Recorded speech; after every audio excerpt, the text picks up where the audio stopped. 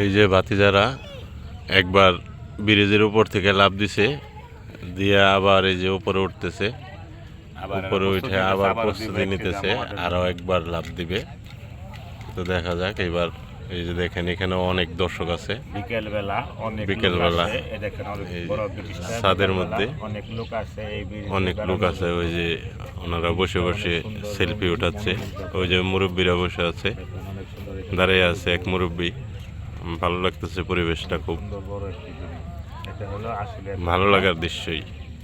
এটা হলো আশুলিয়া গাজীপুর, আশুলিয়া ঢাকা, কি যেন গাজীবাড়ি।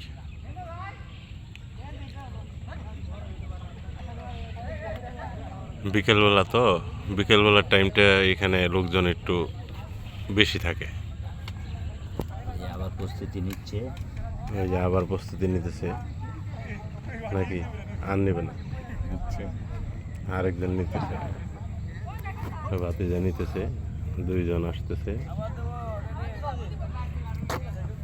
একজন একজন করে দাও, একজন একজন করে দাও।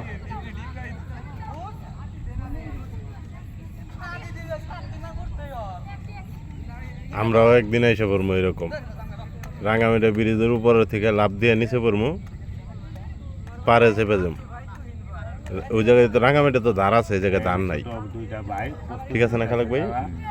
ব্রিজ থেকে জাম দিবে, নাইমে ওই যে পূর্ব পাশে ওঠাও জায়গা ভালো, অনেক লোক দাঁড়িয়ে আছে, এরা বাইরে থেকে সবাই দেখার জন্য। কিন্তু এই পাশে মাটি কম, এই পাশে মাটি বেশি। এরা জাম দেওয়ার জন্য প্রস্তুত হয়েছে।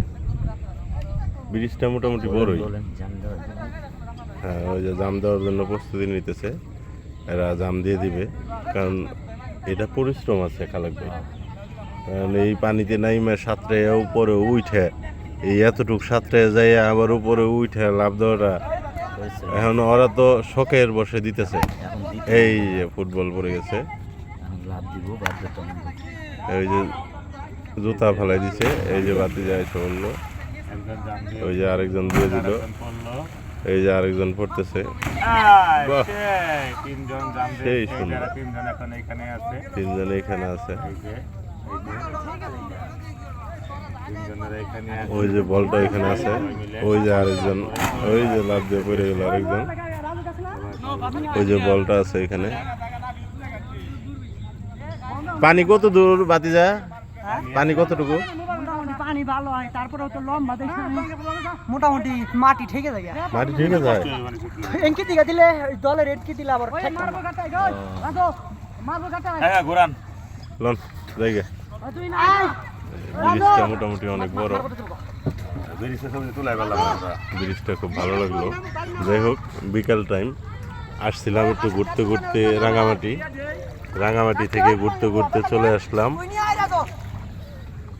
গাজীবাড়ি। যাই হোক, গাজীবাড়ি পর্যন্ত এসে ভালো লাগলো, দৃশ্যটা দেখে অনেক মজা লাগলো, খুব সুন্দর পরিবেশ।